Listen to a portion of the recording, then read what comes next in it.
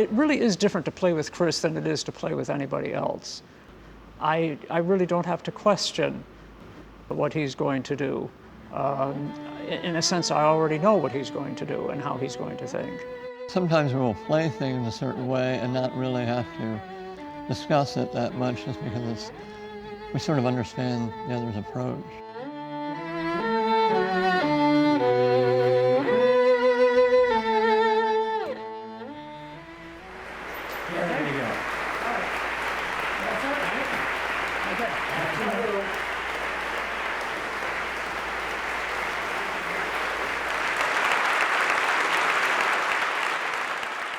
It's extraordinary that two brothers have been so successful professionally.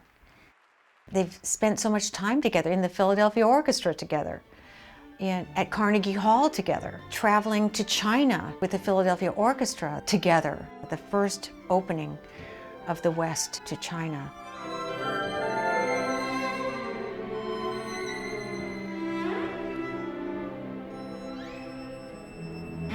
Charles, a fine musician with great depth and complete sincerity. Every note has a meaning and enthusiasm and love. There's no routine with him.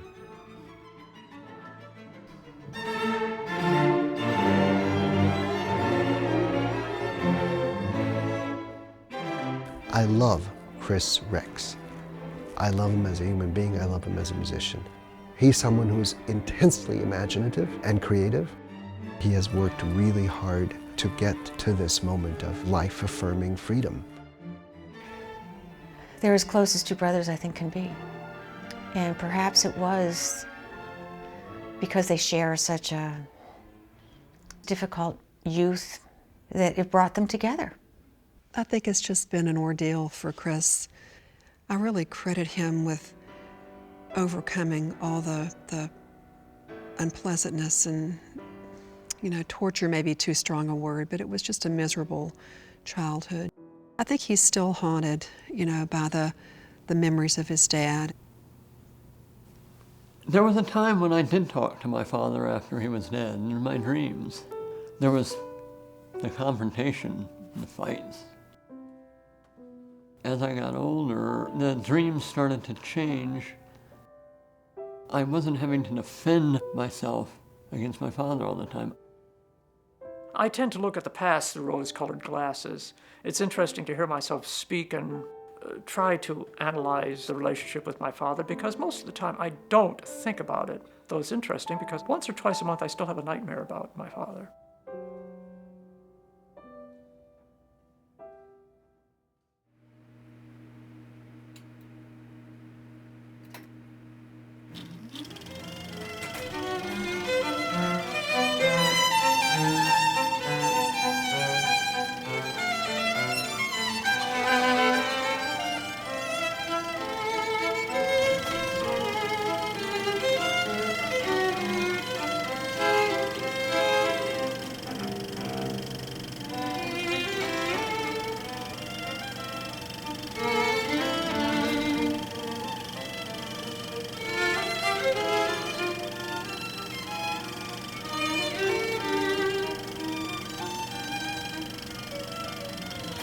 That's what I mean.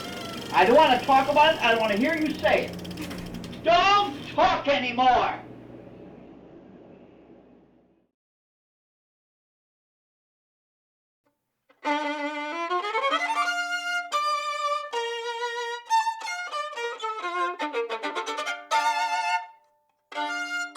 While he was still in diapers, Charles would go to the stereo and he could just reach the top. He would get down as close as he could and then I guess watch the record go round. I don't think that I can say that there was ever a time that I recall not wanting to be a violinist since the time I was first put in my hands. As luck would have it, my godfather was Alphonse Carlo. He was the one who discovered that I have what is called perfect pitch. And he told my father, he said, with an ear like this, you ought to start him on violin. So he gave me my first lessons, and from that time on, I don't think I even went through a stage where I wanted to be a cowboy or any of the other things that the little children want to do. I always wanted to be a violinist.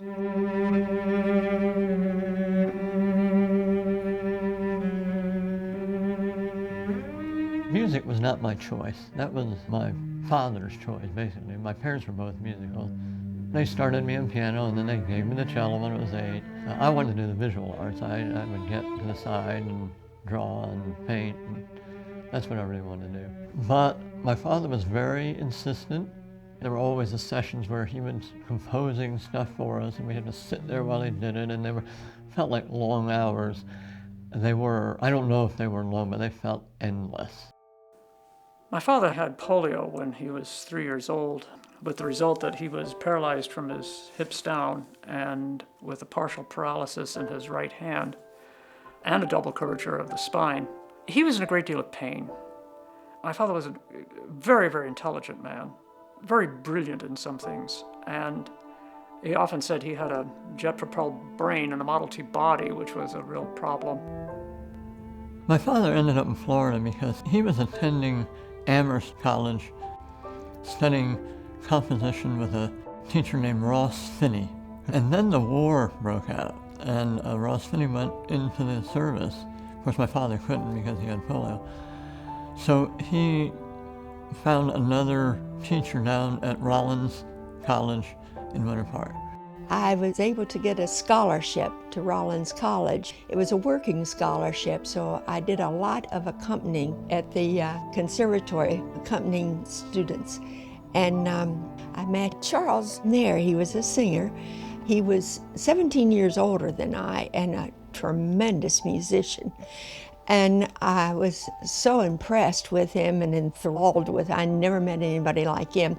And he was not only very good as a musician, but he wrote poetry, he acted. As I said, I never met anybody like him before. We were married in Agawam, Massachusetts. My parents weren't exactly thrilled about the marriage because he was so much older than I, but it was my choice. And then we came back to Winter Park to live. He had bought a house there, so we lived there when the children were born. We had 2 grand pianos in the living room. My father was a very independent man. He didn't want to feel at the mercy of what was happening, and so he needed the feeling, the sense that he was absolutely in control of his environment and the people around him. And that would then apply to us, his family. He had this bell system that he rigged up through the entire house where everybody had a bell signal that was theirs. 1 ring meant my sister, 2 rings meant Chris, 3 rings meant me, and 4 rings meant my mother. Very often, we'd be off playing and all of a sudden we'd hear beep, beep, beep, beep, beep, beep. We wanted all 3 of us, so we'd have to drop whatever we were doing and instantly run there.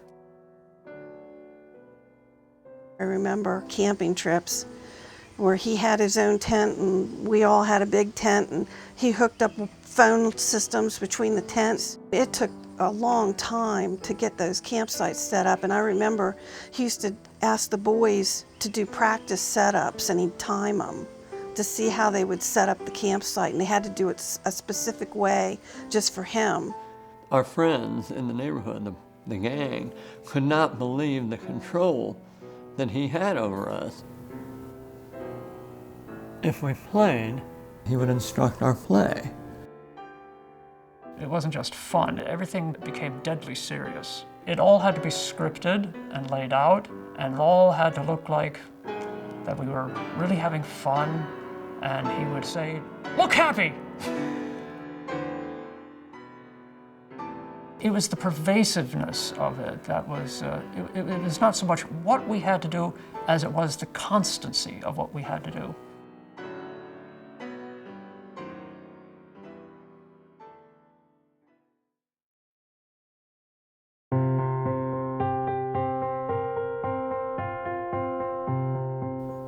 It was not an equal relationship.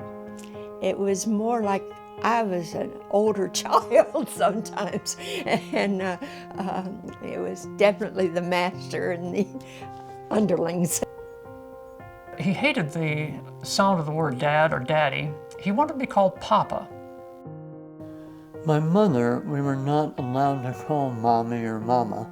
We had to call her Benny, because he didn't want too close of a connection between us and our mother. I was shocked. Even as little children, they would always address their mother as Betty. And I remember talking to them, you call your mom by her first name? And they said, well, yeah, doesn't everybody? I said, no. As children, Charlie and I had a dual kind of relationship. I think we're pretty normal 3 to 4 year olds. We would bicker, but we would pal around, we'd play with each other, but we'd fight, just like any normal kid. As far as the music, when that started, my brother was older, and so he started the violin and piano at 4, and then I started piano a couple of years later. I was always aware that Charlie was 1 or 2 or 3 steps ahead of me. I didn't start cello till I was 8, and he had been playing violin then for 6 years. The other thing was that my father wouldn't let me study with an outside teacher, where my brother very early on did study outside for a number of years. I was pretty much an observer. I was the baby. I was the only girl. I was my father's legs a lot of times, being confined to the wheelchair. My mom and dad didn't push me in music because they were spending so much time promoting the boys. I did get to turn pages. That was my role, either to listen to them perform and cry, or I got to turn pages.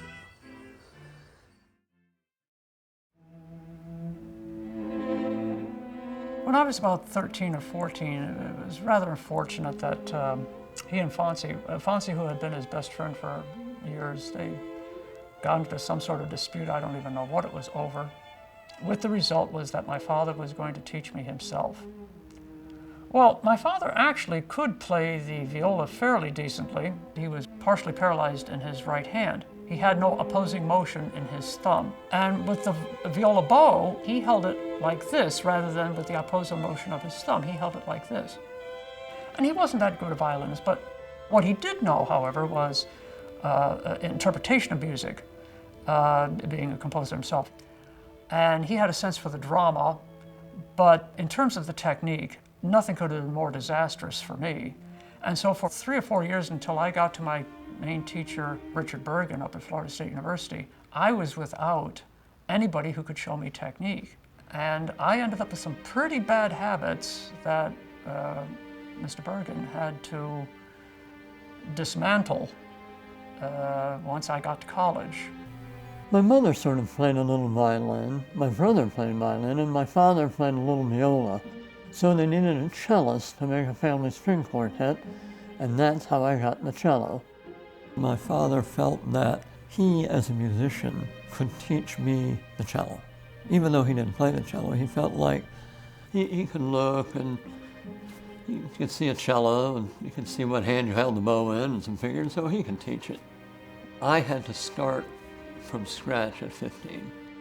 My teacher, Orlando Cole in Philadelphia, just said, "You've learned everything wrong." Going down into here. Keep it up into there. Because I had to start over, I analyzed everything. I think that's why I'm a good teacher, is because I've thought everything through. If I see something wrong, I know the feeling, and I know that I figured out is because your thumb is not here, or your fourth finger, or your elbow needs to be up, and I can, usually size up these problems pretty well and help students.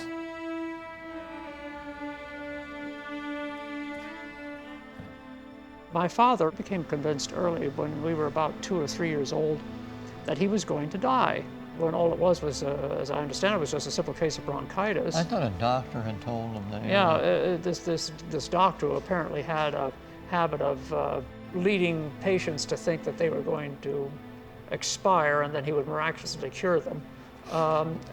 Anyway, but my father, rather than going for the cure, just kind of went to bed and lay there waiting to die, and that went for months. But then when he came out of that, when he realized he wasn't going to die, somehow he had changed. And there was a much more bitter attitude towards life in general. That's when he gave up his crutches. But now he used wheelchair, and of course, with a wheelchair, he needed us. He said, look, I just want you to be my arms and my legs. Yeah, that's right. You can do whatever you want, but first get me set. Of course, getting him set was a never-ending job.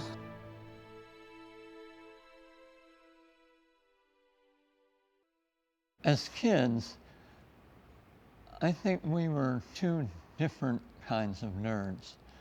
Charlie was a very contented nerd. He didn't mind, he didn't care that he was a nerd. I mean, if he was at bat playing baseball and someone was about to pitch to him and he saw a yellow swallow-tailed viceroy, who knows what they were, butterfly, all of a sudden the bat would fall down and he would run and grab his net, go sailing off into the outfield, chasing the butterfly. And they give everybody, you know, I was a nerd that tried to deny the fact that I was a nerd. You know, I carried the briefcase of satchel of books around, but tried to hide it.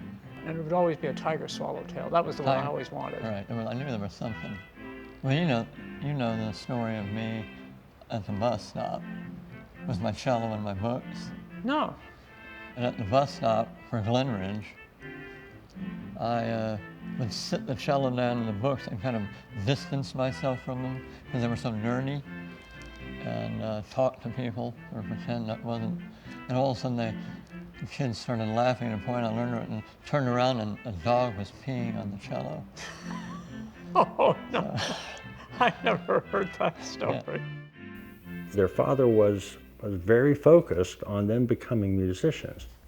And I think by doing that, they missed out on a lot of other things. And it was kind of crazy. Like, I got them interested in baseball. All kids wanted to play Little League. Well, when they went out there, they found out, oh my gosh, they're going to have to catch balls, and oh no. So suddenly they had to drop out. They might damage their hands. Everything was focused directly to make sure that their careers were set.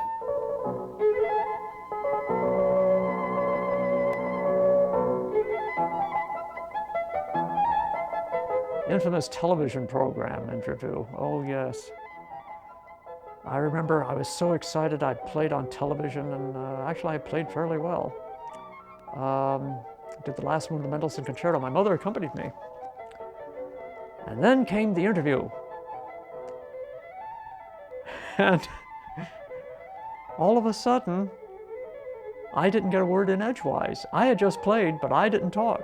It was all my father, and I'm sitting there wondering, what is going on?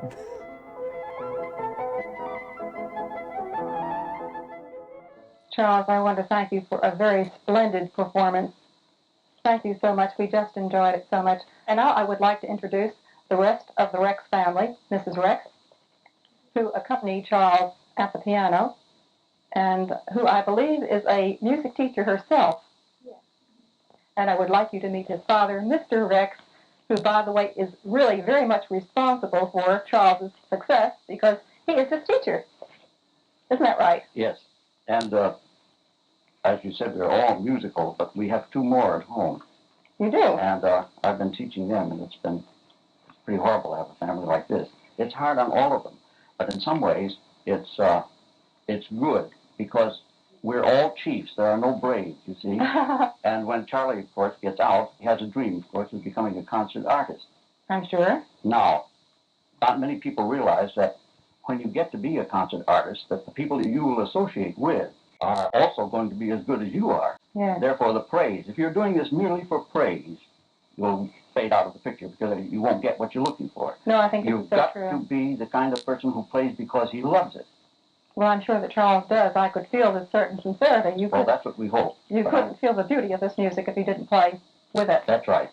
But also, of course, as a child, he enjoys the attention and so forth, which he is not going to get in competition when he gets up there, if he gets there. Well, I can see you're quite a disciplinarian, Mr. Rex, but I think this is what it takes. Well, you see, in addition to training them for, in training music, I'm also conditioning them for Paris Island. So when they get there, and the top sergeant says, make that bed up so that I can bounce a quarter on it, they're going to say, golly, just like home.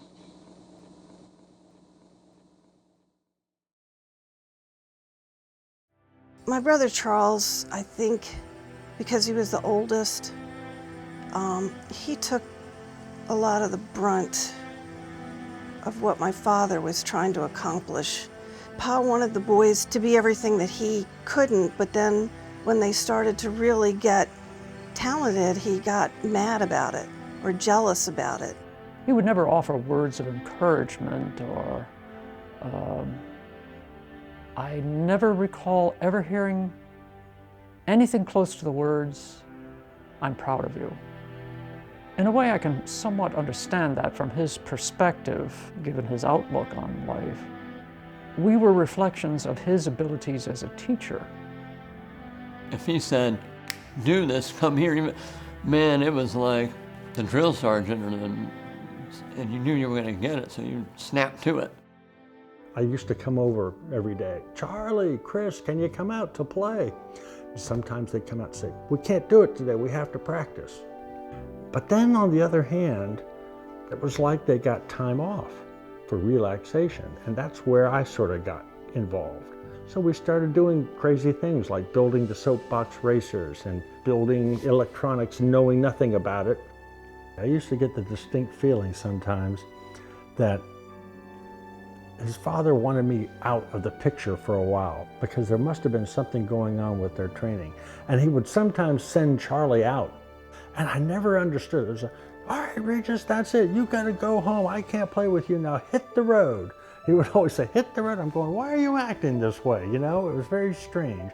But then they were obviously responding to commands going on in their own family.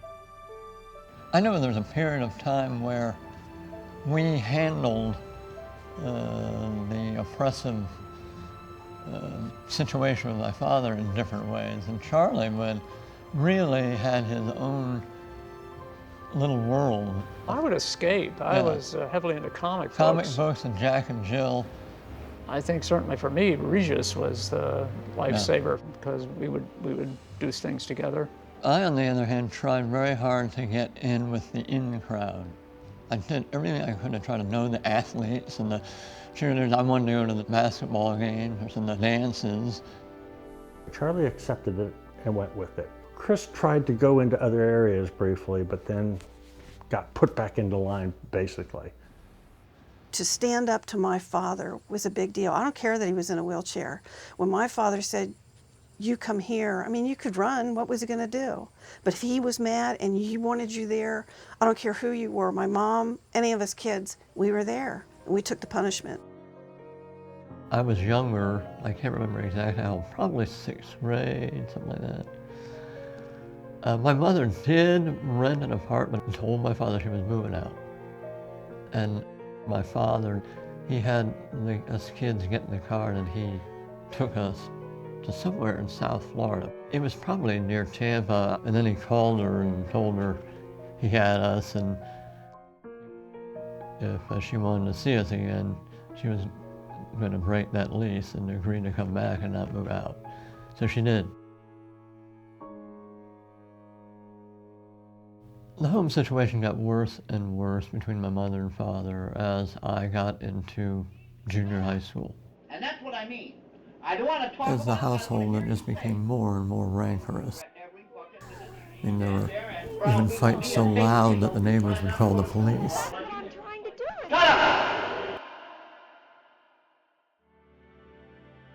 I was really in my mother's camp. She was getting what we got, punishments from my father, just like we would, and the lectures and the yelling. If I wanted to talk to my mother, I had to make sure where, because the rooms were mic'd. There was an intercom that my father had set up, homemade, that he had us set up. Actually, we ran the wires for it and everything. He could hear you talking without your knowing it. You couldn't hear it click on and off. So if you wanted to say something about it, you had to make sure you went into a room or outside or something like that. But I let my mother know that I really wanted out, and I really wanted her to leave. Chris was going beyond where my father could take him.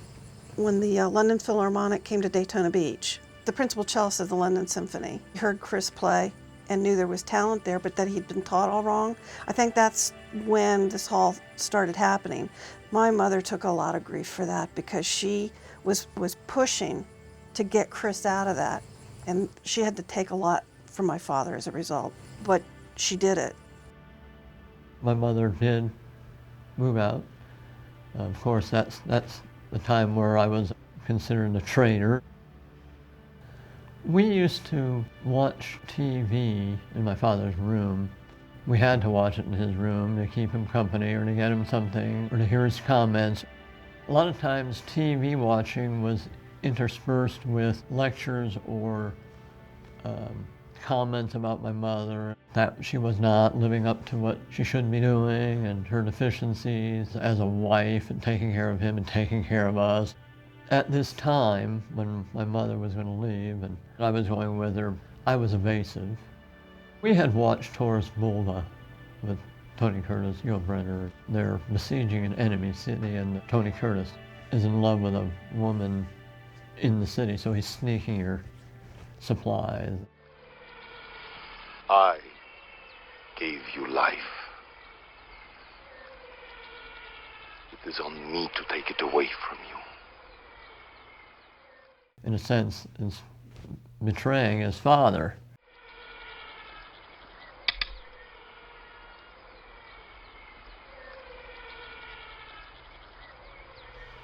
A couple nights later, we were watching TV and we clicked off, you know, what's this going to be about? Somehow I knew this was what was going on. I knew it before it happened. I knew where he was going. And it actually did not surprise me when the gun appeared. I look over and my father is holding a gun in my face. I mean, I'm about, a foot and a half away or something. And my father always told us, you never point a gun, even in jest, even if you think it's not loaded, you never point a gun unless you're going to use it. I remember saying to him, "Pa, stop this." He didn't. And he said, "You betrayed me," and the lever was back. It was cocked. And my brother was going something like, "Oh, come on, Pa, cut it out," or something. But my father pulled the trigger anyway. I knew the gun would not go off. I just knew it.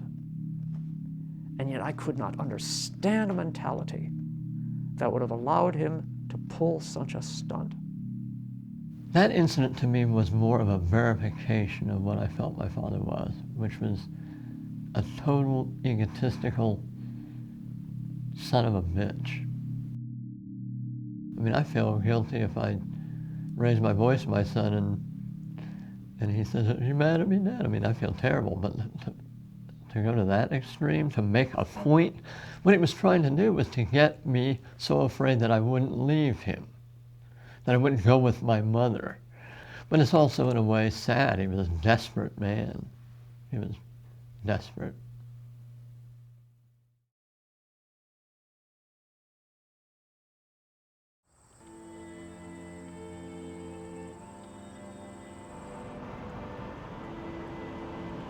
When I was 15, I left Florida and lived with my aunt and uncle in Gettysburg. I took a 4.5-hour bus trip every Saturday each way to Philadelphia to study private lessons. But you know something? I was free. I sent Chris up here to live with my aunt and uncle and go to Philadelphia. There was a break there because their father did not want that. He wanted to control Chris. Orlando Cole was my teacher for 6 years. I started in 1966, and at the beginning, he really told me that Curtis was probably not an option for me because I hadn't been taught well. So for 2 years in high school, I did remedial studies. Then, after about 1.5 years, he actually invited me to audition for Curtis, and I was accepted. I was so glad when we got to leave and start having somewhat of a normal life. When I came back to Pennsylvania to be with Chris, Charles decided that he would stay with his father, because by this time his father's handicap had gotten worse. He said, somebody has to stay with Pa. And that's the kind of person Charles is. He thinks of people so much in their feelings. Charlie stayed there with them, and we all felt guilty, but Charlie felt guiltier, I guess, to leave him. I always had a strong sense of responsibility. I had somewhat charge of my father's finances, which were very meager, from about the time I was roughly 14 or 15 on. After the family breakup, unconsciously I ended up with more and more of the feeling that not only was I responsible for my life and living my life, I was responsible for my father's life and living his life for him. We all want happiness, but he wanted his happiness to be the responsibility of someone else. He wanted control of his life, but he didn't want responsibility for it. When I left and lived with my aunt and uncle, Charlie had his plate full. I mean, he was at home with my father, and boy, and to continue the school and taking care of him. I was only allowed to go to school 3 days a week. But I, on the other hand, was free. So I was having a great time in high school, having a really fairly normal childhood, I mean, that I'd never had before. And I don't think we communicated that much. No, but it was funny because when we did, it always felt like we hadn't been apart. Oh, absolutely. When Charles graduated from high school, he got a scholarship to Florida State, a full scholarship, because Richard Bergen, who had been the concertmaster of the Boston Symphony, retired and came to Florida and was teaching violin at Florida State, and he heard Charles play. When I first went off to college, it was pretty traumatic. My father had really withdrawn into himself.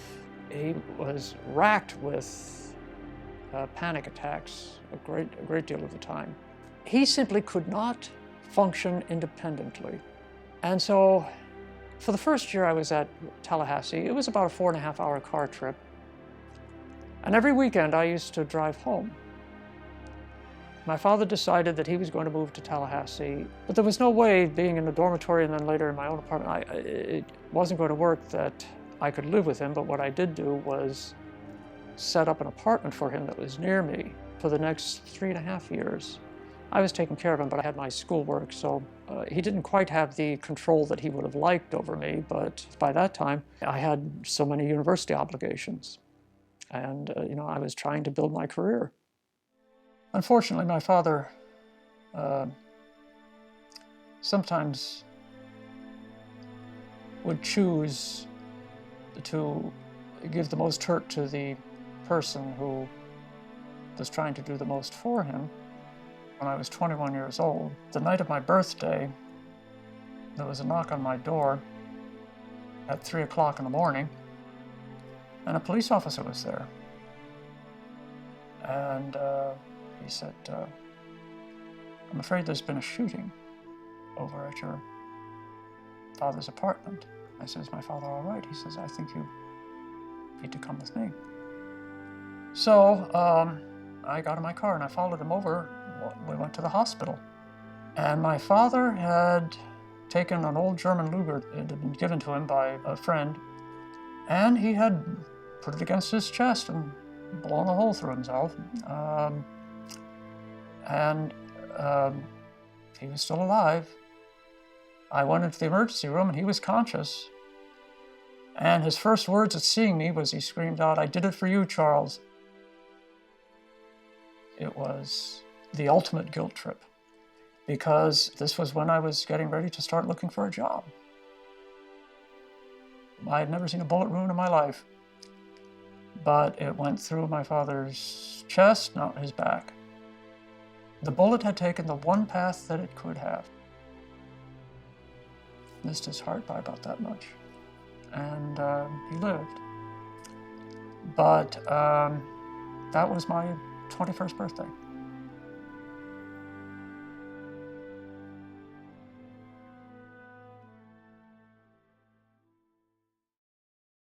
Charlie graduated and he started taking auditions. And I think he won a first violin position in Pittsburgh. I won a first violin position in St. Louis and one in Pittsburgh. Pittsburgh. There were 2 openings in the Philadelphia Orchestra, and he wrote, and they did not invite him to the auditions. Charlie came to visit me because I was playing a graduation concerto. So I said, well, this is ridiculous. Let's go down to the Academy of Music. There's a rehearsal, and I'll introduce you to Bill Smith. Took him in a room, and he played for him, and they called up Ormady and said, you should hear this young man. And I went over to Ormady's hotel at the Barclay on Rittenhouse Square in Philadelphia. He kind of took it for granted after I played some of the standard repertoire, but he wanted to see how I could sight read. And he stuck up a piece, I'm ashamed, I had never heard or ever seen. It was the big tone poem on Heldenleben of Strauss, which is not exactly something you could sight read. And he put that up and said, see what you can do with that. And actually, I must say, I did pretty well. I was pretty pleased with it. And Ormady turned to Mason Jones, who was the personnel manager, and he says, you know, I like the way he sight reads. After that, I was in. Several months later, the cellist died suddenly. And so Charlie went up to Mason Jones and said, you know, Chris is up in Juilliard right now, but Ormady knows him. Maybe he'd like him to come and fill in. And Mason said, this is a good idea. So they called me, and I came down and subbed. And then I decided to take the audition. And I won the position. But afterwards, they told me it was because Ormady was impressed with my sight reading. My father used to sit us at the piano and put on a piece and make you go through it. And if you hit a wrong note, keep going. It's ironic that that ability to sight read was so important, apparently, in getting the Philadelphia Orchestra position. Some of my best memories for them was when they went to Philadelphia. They had this wonderful apartment right off Rittenhouse Square. Living with this guy, it was kind of the original Odd Couple. Chris was very much of a night owl. He used to love to go out after concerts, and he'd wait for his main dinner until after the concert, and he'd go out. And me, I kind of folded up about 11 o'clock. But I enjoyed being with him. I kind of learned how to have fun with Chris. Up to that time, I didn't really know what it was to have fun. When I was a kid, I wanted to go to the dances, and I went to the parties, and I wasn't allowed. And I think that I was always accused of wanting, that's all I wanted to do. So when I got on my own, I made sure I did it. You know, and I would feel it like a reward. So I would practice, you know, in between rehearsals. I remember that.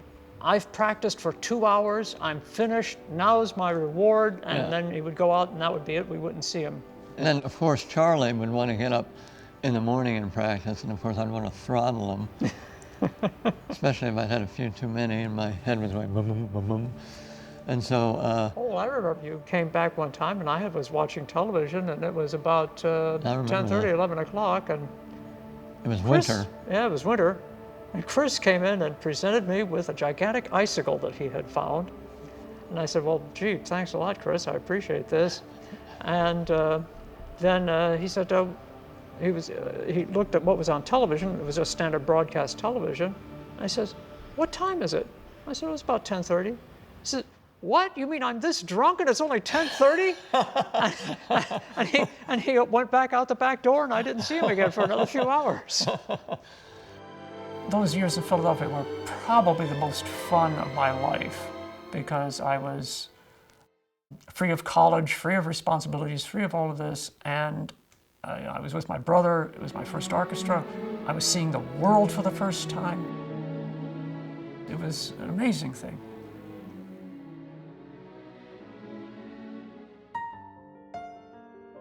When I moved to Philadelphia, there was just no choice. We moved my father to his hometown of Springfield, and it was arranged that we would pay a monthly rental at a local travel lodge that was there. He decided where he wanted to stay within a motel across from a funeral home, which is where he said he would be within a year. Do you remember him saying that? Yeah, he said that. Yeah, and it was actually true. So he we all thought, oh, cut it out, you're just, you know, exaggerating. The maids that took care of the motel would look in after him. He had relatives. It was a shame because for that 1 year, when I first joined the Philadelphia Orchestra and he was in Springfield, we would talk on the phone and I got the sense for the first time he was starting to be happy. Then he had his stroke.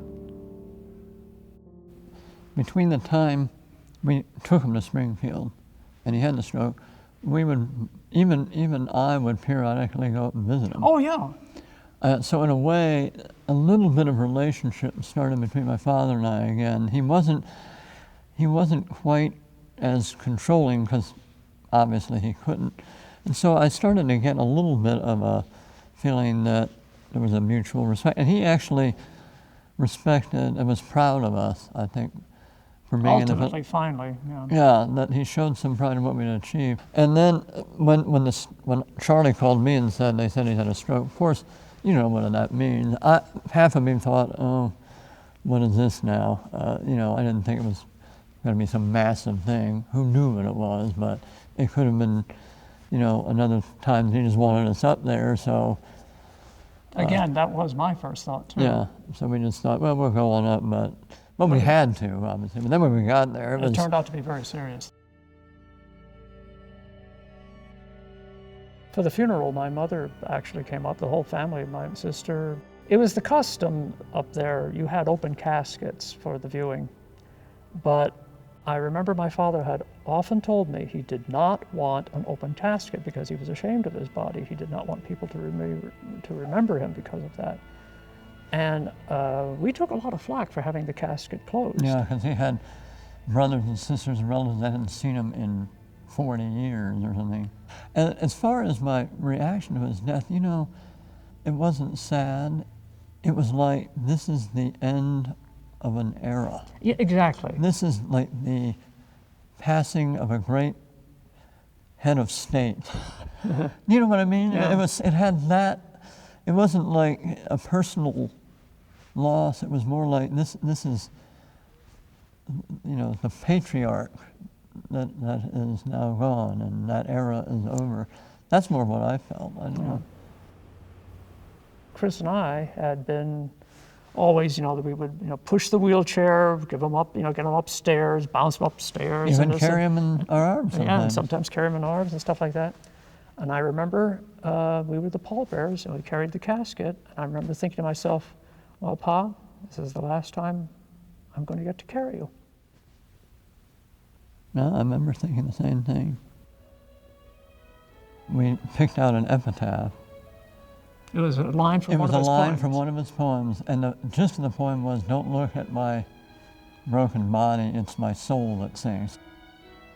I knew of the violin sonata's existence. I think I had even tried to play it once, and I couldn't make hide nor hair of it, except that I remembered that the opening theme was so beautiful to me, and so I wanted that on the tombstone. So I wrote it out by memory, and I had the notes right, and I even had the time relationship right. But what I had done was I had put it in the wrong time signature. So unfortunately, on my father's gravestone, the notes are right, the relationship of the notes are right, but he had written it in 6/8 and I put it in 3/4. And you know something, Rex? One of these days when I'm rich and famous, I'll get it changed. No, I'll tell you. When you see that light in the tunnel, and you go into it, you're going to come out that light and you're going to hear about that. How could you do that? Right. And he's going to look at his watch. What kept you? Don't think you're going to enjoy yourself. First, get me set. Get Then me set. Right. Then you can go off and play with the angels. But get me set get first. Me set.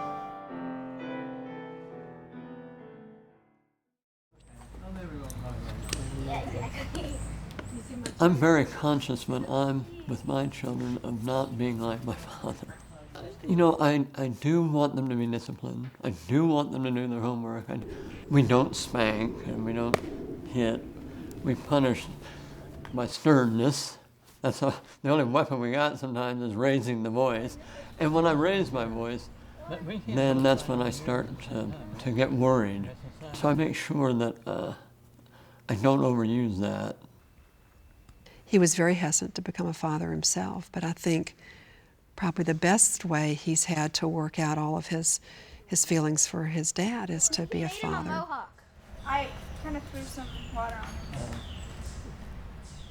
On the surface, it appears that maybe I escaped this with some semblance of normality, but I'm not without my problems because of it. I cannot stand temper. Angry people. I can spot a bad temper at 30 yards. If someone gets angry at me, I simply freeze. I do not know how to react.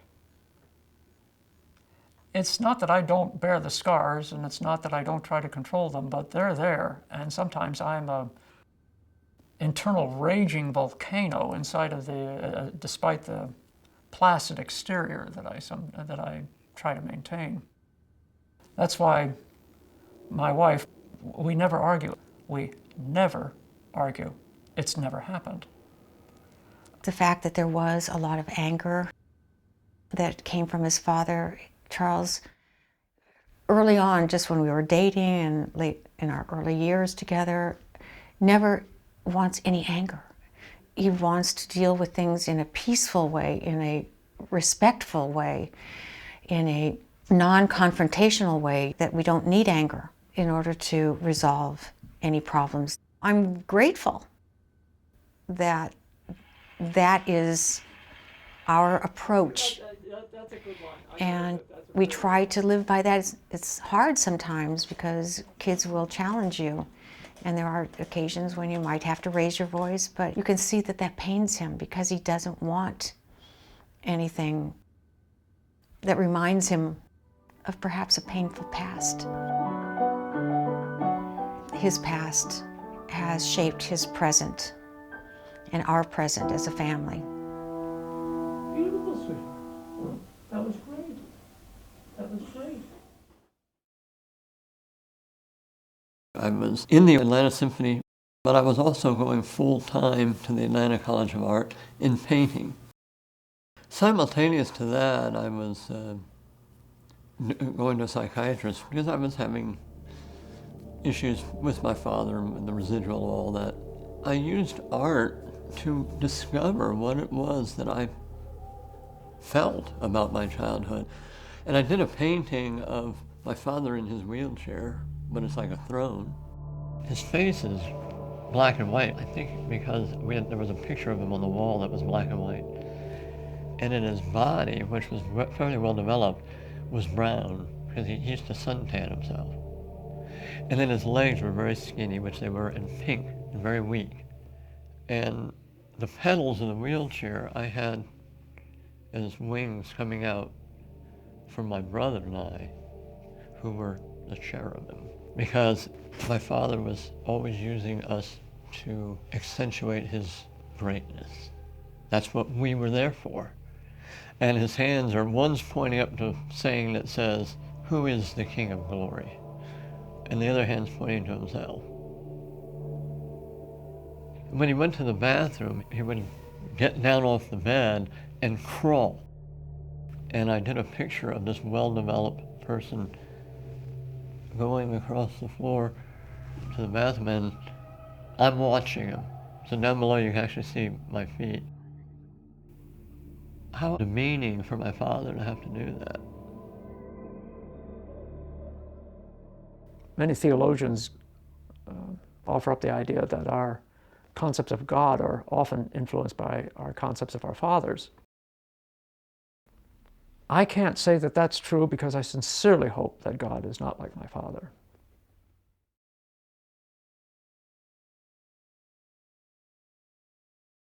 There was another period where my father was ill, and that's when he developed colon cancer.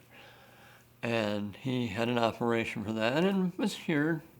Cancer was a big scare, and so as a kid, if I turned or breathed funny, I was worried I had lung cancer. And every night I'd have to have my mother, I'd have to say, "See you tomorrow," and she'd say, "See you tomorrow," because I would know that I wouldn't die in the middle of the night of cancer. Well, Chris's illness caught us completely by surprise. He had been complaining of ear pain for 6 months. We thought he just was going to, go in for a tonsillectomy for a benign lesion. And I remember waiting in the waiting room while he was in recovery, and they came out and said that it was malignant, and it just changes your whole world. Then 2 weeks later had to go have a neck dissection and then have 3 or 4 months of twice-a-day radiation. The radiation was very tough. It burns your inside throat, and I was addicted to OxyContin and hydrocodone. Tried to get off it cold turkey and found that wasn't right. But I got off for a period of about a month and a half. I was able to get off the stuff. I lost 35% of my weight. At that point, they put a feeding tube in, and Chris was on 24-hour-a-day feeds. He still would take his IV pole with his feeding bag and go to Symphony Hall and try and play music. I have something of a tendency in disastrous situations to emotionally shut down. And I remember that when my brother first told me on the phone that he had been diagnosed with cancer, I had almost, at that time, no emotional reaction. But actually, that was an emotional reaction. Looking back, I know that in my mind it was almost like a volcano had gone off. But everything just shut down. And I just wanted to do what was right. And it wasn't until a couple of years later that I had the full impact of what my brother had gone through, and that it could have easily gone one way or the other. Along with the difficulty with his dad, the issues with his illness, I think, have added to his sensitivity, and I think at this point he plays better than he's ever played.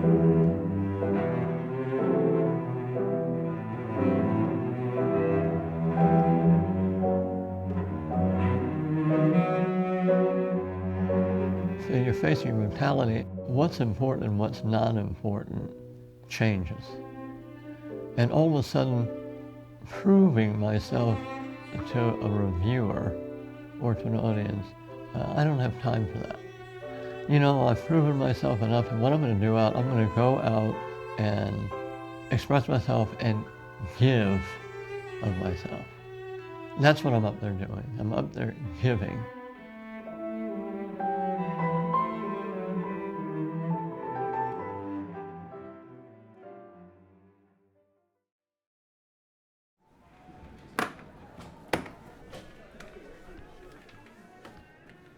I came to play in the Atlanta Symphony Orchestra in 1979, and what attracted me to Atlanta was that it was a principal cello position.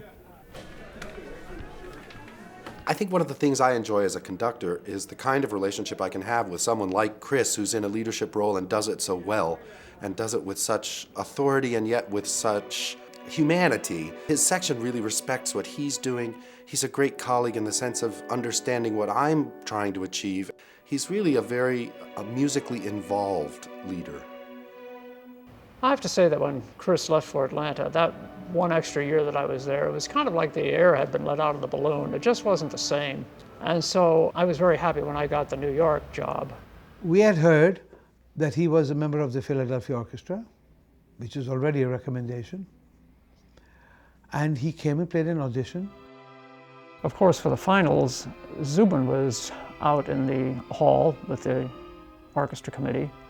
And I didn't think I played as well for the finals as I did for the preliminaries, but it was an incredibly nerve-wracking experience. I can't remember ever being so nervous. And the committee and I were of one opinion: let's grab him. And we gave him the job as assistant concertmaster. And then he went on to play a lot of solos. Charles has played the Nielsen Concerto, the Hindemith, parts of Tchaikovsky's Concerto. Then he played the Four Seasons of Vivaldi, also the Chamber Symphony of Schoenberg on tour. So he's done a lot with me.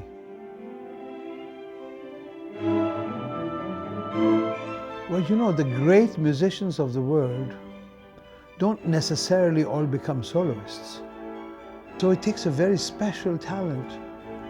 And when there's a violin opening in New York or any of the great orchestras, there are about 100 people applying.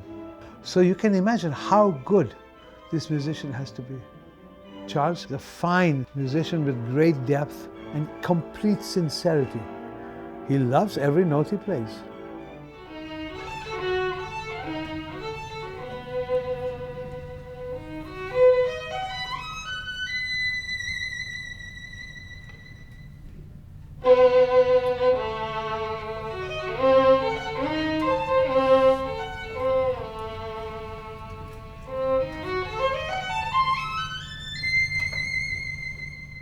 With me, to perform, it's a real love-hate thing.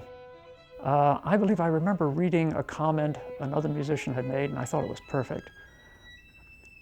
I hate performing, but love having performed. And that describes it perfectly. There's a cutoff point for the nerves at about, for me, at about 5 minutes into the piece.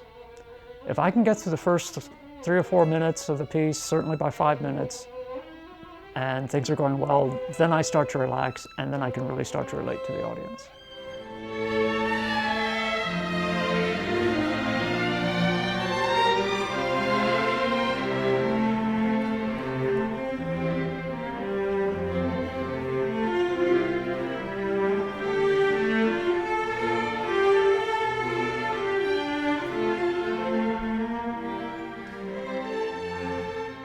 I don't think an exaggeration to say that even in my adult years until maybe the past 10 years, I felt like I was trying to battle a lack of technical proficiency. Even though I had made the Philadelphia Orchestra, was principal of Atlanta, and played all the concertos, won the American Federation, made finals in many auditions, I still felt pretty much like I was faking it. That stood with me probably until the cancer, when I decided, hey, you don't have time to worry about that. You are where you are, and you're good. I mean, you may not be the greatest, but you're certainly good enough that you can make a difference in people's lives by performing. I think I probably met Chris the very first time I came to Atlanta. He was, I think, already principal cello. And that was when Chris invited me to his home. And we talked about his background and about the family background, the musical background. And when that was the time when he also showed me his paintings, and what an incredibly dramatic story that was. And I think our friendship was sort of sealed. We bonded that moment, and that moment on, we were very, very close, even though we don't see each other often, but I feel he's a brother.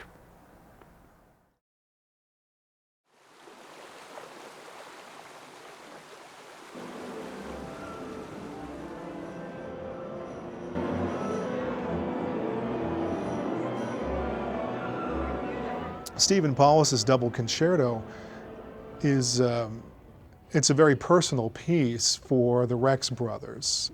The reason for programming this particular piece is because I was actually at the premiere in New York when he and Christopher played it. So I've had this piece in mind, knew that I wanted to have Charlie out as a soloist. So the stars sort of aligned on a lot of different levels. The Philharmonic was celebrating its 150th anniversary, or was about to, and what they were going to do was to commission a bunch of composers to write pieces for the orchestra. And among them was going to be a couple of concertos. And Zubin wanted one for me.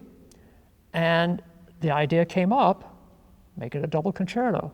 Atlanta and New York joined forces, and they composed a double concerto that we first premiered in New York, and then premiered down in Atlanta. Let me step back a bit. My wife's father died, and he was her mentor, and she was totally dedicated to him, and that was a different feeling toward a loss of a parent than mine was. Certainly. It was devastating to her, and it was very emotional. I had played at church some months before. The organist asked me to play along with the last hymn, which was Be Thou My Vision, and that was played at her father's funeral. When we got this joint commission and we decided on Stephen Paulus, I called Stephen and said, we're excited about this. There was a hymn, if there's any way that you could incorporate it in the concerto, it'd be wonderful, Speed Out My Vision. And he said, oh, I love that hymn. It was played at my grandfather's funeral. It was one of my favorites.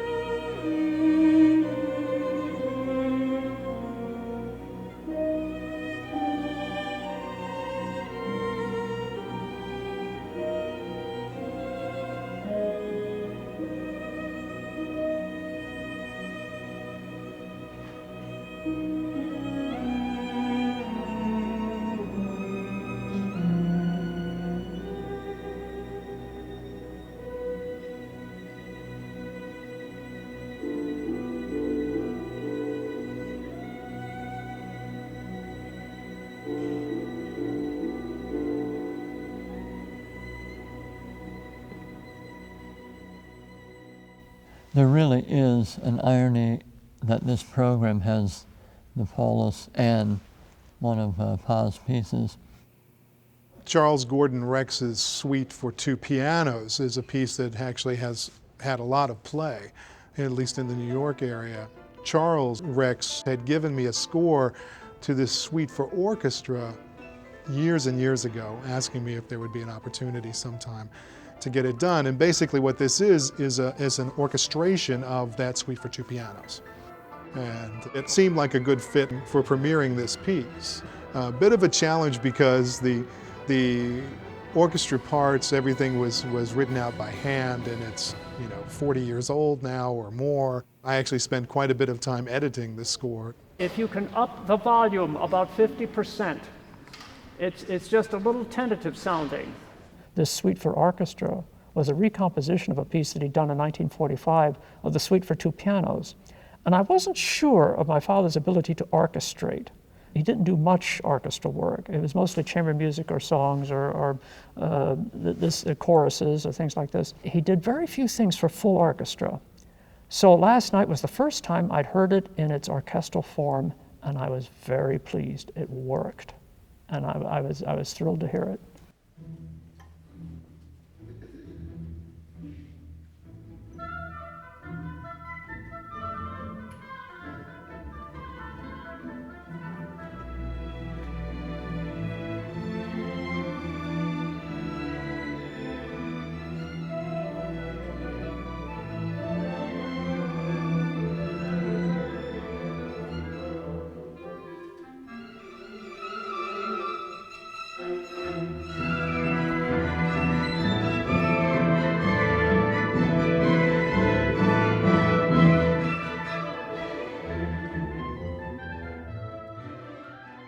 I listen to some of the works of my father.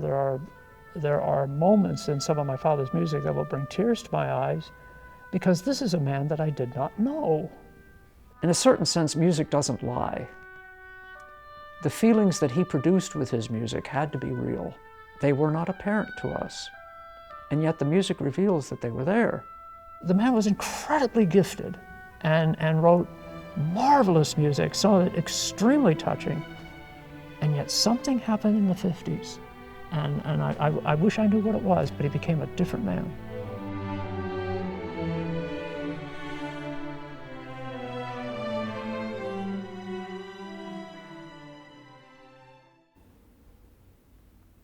I think it's wonderful, the background that he gave them as children. And I'm sorry it had to end the way it did, but I feel I did the right thing. It's interesting to look back on my father. If I could go back at my age now to the age he was when he first had me, could I have said anything to him that would have made a difference in the way he raised me. And probably the conclusion I have to arrive at, and thinking and contemplating on my father and my life with him, is probably not. I don't think he would have listened. My brothers took their music and their instruments and they kept with it and loved it. I mean, my father had the ability to ruin the music for them, but they didn't let him do that. Whatever I've accomplished, I am what I am personally and as a musician because of my father and in spite of my father. In spite of the brutal, browbeating way in which he used to conduct his lessons or the, whatever it would be, compositions, something about the material itself stuck. The magnificence of what it was that he was instructing us about still spoke to me. And sometimes I can't help but wish that he had done it a little differently. But I am, in a way, grateful that he did expose me at all. I forgave my father. I don't hate him anymore. I don't usually feel anger towards him anymore. There was a time when I had dreams that we were fighting. Don't usually do that anymore. Every once in a while I have a dream where he's trying to control me again, but it's not a serious threat. It's an annoyance. There he goes again, type of thing. If I could go back in time and meet myself, I would sit myself down and I'd say, Charles, do yourself a favor. Don't worry. Don't worry. It's going to be all right. If I can talk to me as a little kid, as someone that I would listen to, I would try to look into my eyes and say, trust me, you're good and you're wonderful. Trust me, you are. And don't listen to other stuff. I think that's what I would do.